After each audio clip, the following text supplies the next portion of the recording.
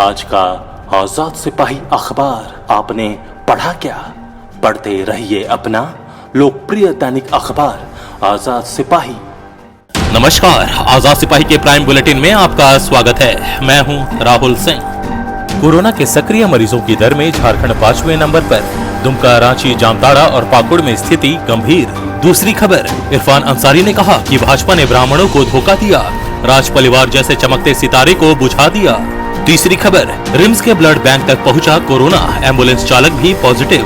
चौथी खबर, जेपीएससी की परीक्षा की तैयारी में जुटा प्रशासन, 2 मई को होनी है परीक्षा, 90,000 अभ्यर्थियों के लिए करनी है तैयारी, अभी तक 48,000 की हो पाई है व्यवस्था, डीसी ने दिए जरूरी निर्देश। किसी राज्य या जिले में कोरोना के संक्रमण की स्थिति की गंभीरता का अंदाजा वहां वर्तमान में सक्रिय मरीजों की संख्या से लगाया जा सकता है। इस मापदंड में झारखंड के आंकड़े चिंता बढ़ाने वाले हैं। स्थिति यह है कि कोरोना के सर्वाधिक सक्रिय मरीजों के अनुपात में झारखंड पूरे देश में 5वें स्थान पर पहुंच गया है। यहां अब तक आए 100 मामले में 7 वर्तमान में सक्रिय हैं। देश में सिर्फ 4 राज्यों में यह अनुपात झारखंड से अधिक है। इनमें महाराष्ट्र, छत्तीसगढ़, पंजाब तथा मध्य प्रदेश शामिल है। इन राज्यों के बाद सबसे अधिक एक्टिव रेशियो झारखंड का हो गया है। महाराष्ट्र तथा छत्तीसगढ़ में यह रेशियो वर्तमान में लगभग 16 है, जबकि पंजाब में 10 और मध्य प्रदेश में 8.7 है। झारखंड में अब तक कुल 1,32,790 लोग कोरोना की चपेट में आए हैं। इनमें वर्तमान में 9,249 अभी संक्रमित हैं। जिस तरह राज्य में संक्रमण बढ़ रहा है, उससे 9 अप्रैल को यह आंकड़ा 10,000 के पार हो जाने की उम्मीद है। झारखंड सहित 1 दर्जन राज्यों में यह रेशियो 5 से अधिक है।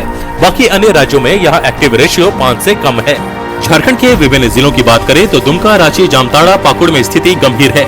इन जिलों में प्रति 100 मरीजों में 10 से अधिक मरीज वर्तमान में पॉजिटिव हैं।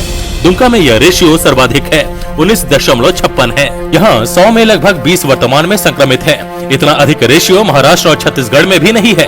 दुमका के बाद रांची में एक्टिव रेशियो 12 है। यहाँ 100 मरीजों में 12 वर्तमान में संक्रमित है। इतना अधिक एक्टिव रेशियो विभिन्न राज्यों में छत्तीसगढ़ और महाराष्ट्र में ही है। अब नजर डालते हैं आज की दूसरी प्रमुख खबर पर। मधुपुर विधानसभा उपचुनाव को लेकर झारखंड की राजनीति गर्मा गई है। विभिन्न राजनीतिक पार्टियां एक दूसरे पर आरोप प्रत्यारोप लगा रही हैं।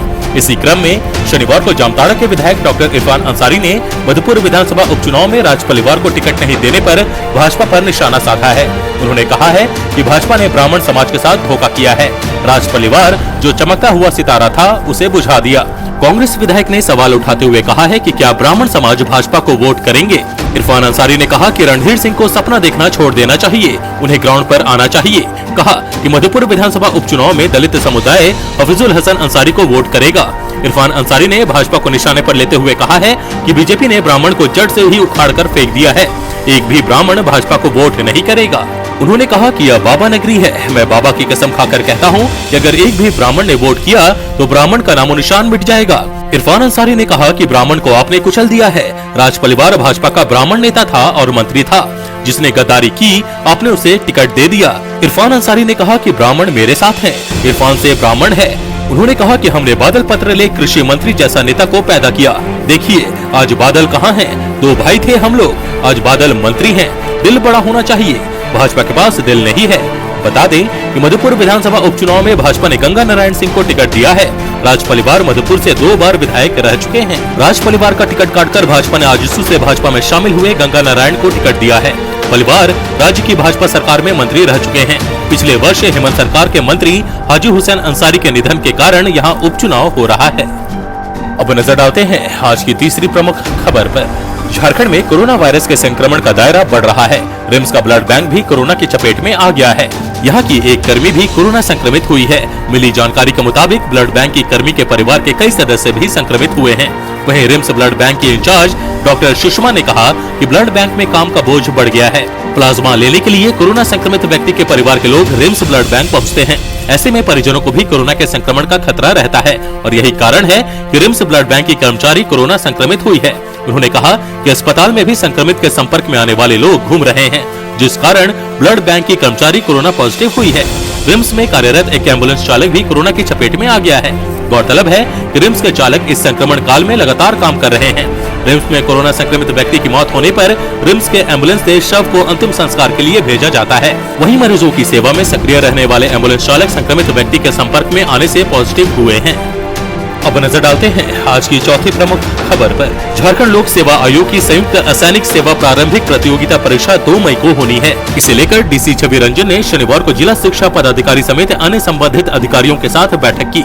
डीसी ने बताया कि परीक्षा के लिए करीब 90,000 अभ्यर्थियों के बैठने की व्यवस्था विभिन्न परीक्षा केंद्रों में की जानी है। इसे लेकर अब तक 132 स्कूलों ने अपने डिटेल दे दिए हैं। 48,000 से ज्यादा अभ्यर्थियों की बैठने की व्यवस्था सुनिश्चित की जा चुकी है। परीक्षा से पहले सभी परीक्षा केंद्रों में व्यवस्था कर ली जाएगी। बैठक के दौरान डीसी ने सभी स्कूल संचालकों को कोविड-19 निर्देशों के पालन के साथ व्यवस्था करने का निर्देश दिया। स्कूल संचालकों की ओर से बताया गया कि 4 मई से सीबीएसई के एग्जाम भी शुरू हो रहे हैं। इसके मद्देनजर स्कूलों में अभी से तैयारी शुरू कर दी गई है। डीसी ने सभी से कहा कि किसी तरह की परेशानी हो तो वे डायरेक्ट उनसे साझा कर सकते हैं। आज के आजाद सिपाही के प्राइम बुलेटिन में बस इतना ही। देश विदेश की तमाम बड़ी खबरों के लिए आप पढ़ते रहिए अपना लोकप्रिय दैनिक अखबार आजाद सिपाही। और हाँ, आप हमारे इस YouTube चैनल को जरूर सब्सक्राइब करें। धन्यवाद।